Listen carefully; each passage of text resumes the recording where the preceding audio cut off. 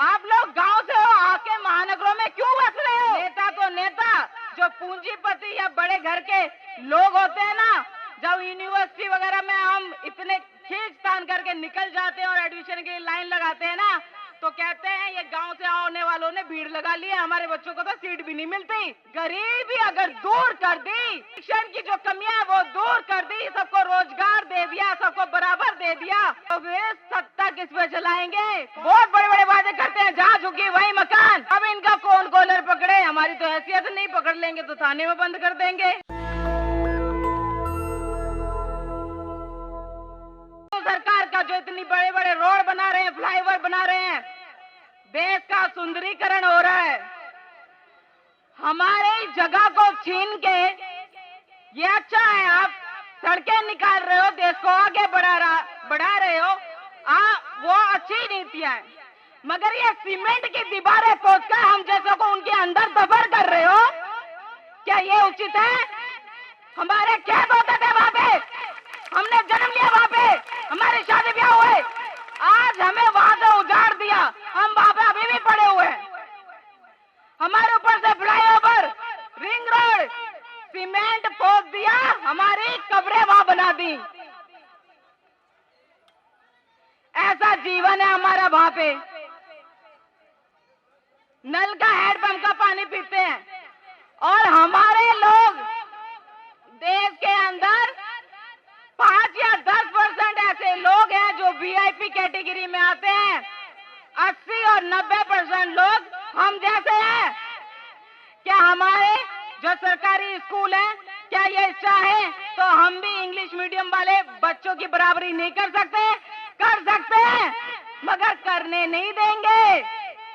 हुकूमत किस पे करेंगे? हम ये क्या कहते हैं, आप लोग गांव से हो, आके महानगरों में क्यों बस रहे हो?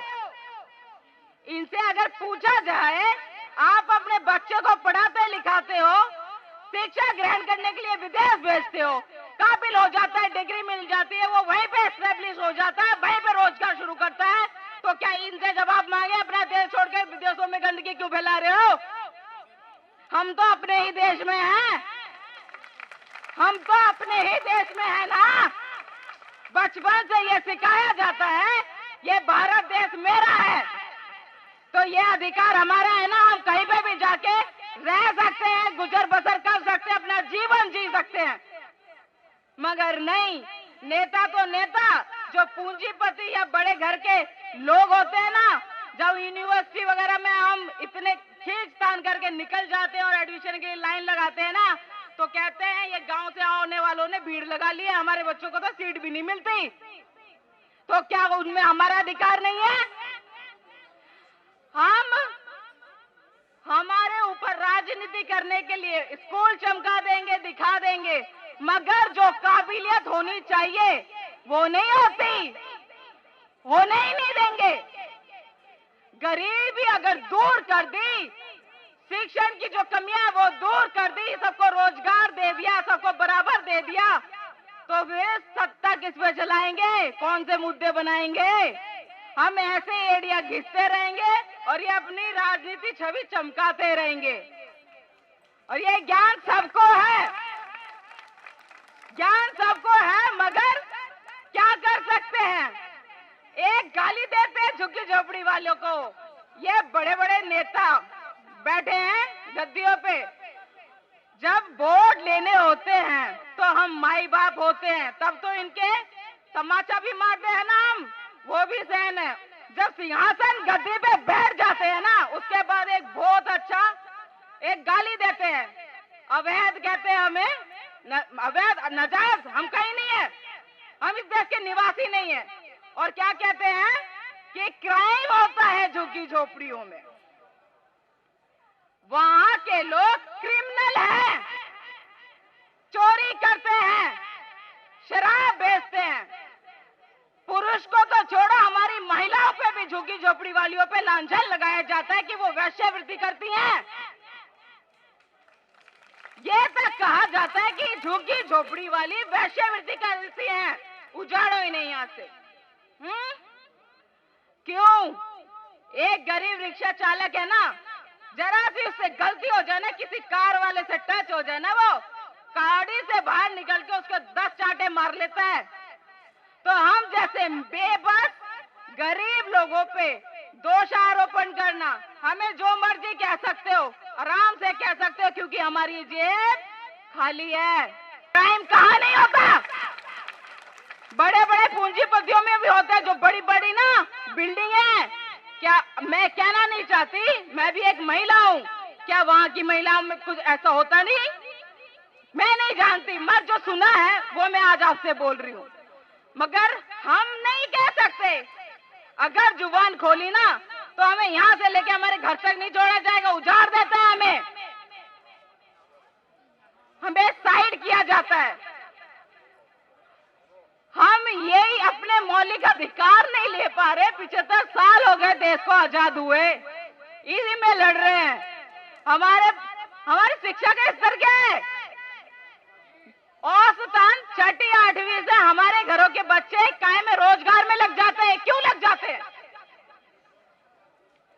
मुश्किल से 6ठी, औसतन 6ठी 8वीं, इसके बाद काम कर रहे हैं। ऐसी नौबत क्यों है? सरकार चाहे तो सब कुछ दूर कर सकती, पर करेगी नहीं। कोई अपनी दुकान खुद उजाड़ता है क्या? हम उनके लिए बाजार हैं, सामान कहाँ बेचेंगे? जब बाजार ही उजाड़ दिया, दुकान ही खत्म कर दी, तो फिर सामान कहाँ बेचेंगे? खरीदेगा कौन?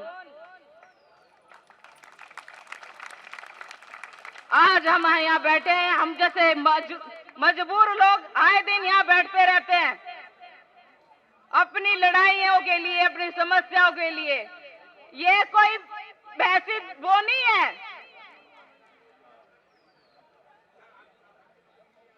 तो ये हम नेताओं की जिंदगी जी रहे हैं, उनकी मर्जी के। हम उनके लिए एक प्यादे हैं, वो मनमाने ढंग से हमारे साथ खेलते हैं। उनका मन किया, जब चुनाव आएंगे ना तो कुछ एक बस्तियों को बसा देंगे, नारा लगाते हैं, बहुत बड़े बड़े वादे करते हैं, जहां झुकी वही मकान। अब इनका कौन कॉलर पकड़े? हमारी तो हैसियत नहीं, पकड़ लेंगे तो थाने में बंद कर देंगे। गरीब हैं भाई, झुग्गी झोपड़ी वाले हैं, नहीं ना? तो इनसे कौन पूछे? झूठे वादे करके, मूर्ख बना के, ऐसे तैसे रास्ते दिखा के गद्दी पे बैठ जाते हैं, और हम जहाँ के तहाँ रह जाते हैं। कुछ हासिल नहीं होता हम जैसे लोगों को। पढ़ लिख भी जाए ना, बहुत सारी योजनाएं, स्कीम लाते हैं हमारे लिए, और कंडीशन ऐसी ऐसी लगा देते हैं, ना कंडीशन हम पूरी कर पाएंगे, ना उस सुविधा का हम लाभ उठा पाएंगे। नाम हो गया जी, केंद्र सरकार ने, राज्य सरकार ने ऐसी ऐसी स्कीमें जनता के लिए लाए हैं। अरे पर्चा लेके पहुंचे, अरे ये है आपके पास? अरे नहीं, आप नहीं है जी, बोलो। ये सब होता रहता है, कोई कुछ नहीं कर पाता है। हमारे नाम पे बड़े बड़े फंड रिलीज करवा लेते हैं गरीब जनता के नाम पे, मगर हम तक तो चुन्नी भी नहीं पहुंचती, सब उन्हीं तक सिमट जाता है। यहाँ बोलने का मौका मिला, ये निर्मल सर के माध्यम से आज हम सब यहाँ एकत्रित हुए हैं, उनका बहुत बहुत धन्यवाद। काश कुछ हो जाए, ये जो बहरी गूंगी सरकार है, इसके कानों में आवाज भी जाती, सब कुछ देखते, करा कौन है? वही तो करा रही है, वही करा रही है ना। हम मूर्ख हैं जो समझ ही नहीं पाते इन चीजों को। ये एडिया घिसना बंद करे, चीजों को समझे। आप वोट मांगने आए तो जैसे वो पहली जो हमारी वक्ता थी उन्होंने समझाया, इनके स्वागत अब अच्छे से करना है। भारत माता की, भारत माता की जय जवान, जय जवान, वंदे वंदे। नेशनल दस्तक की आपसे गुजारिश है कि अगर इसको बचाना चाहते हैं तो नेशनल दस्तक को सब्सक्राइब करने के लिए रेड कलर के सब्सक्राइब बटन को दबाएं, फिर बेल आइकन की घंटी दबाएं। नेशनल दस्तक को बचाने के लिए बहुत जरूरी है कि हर खबर को शेयर करें, लाइक करें, कमेंट जरूर करें।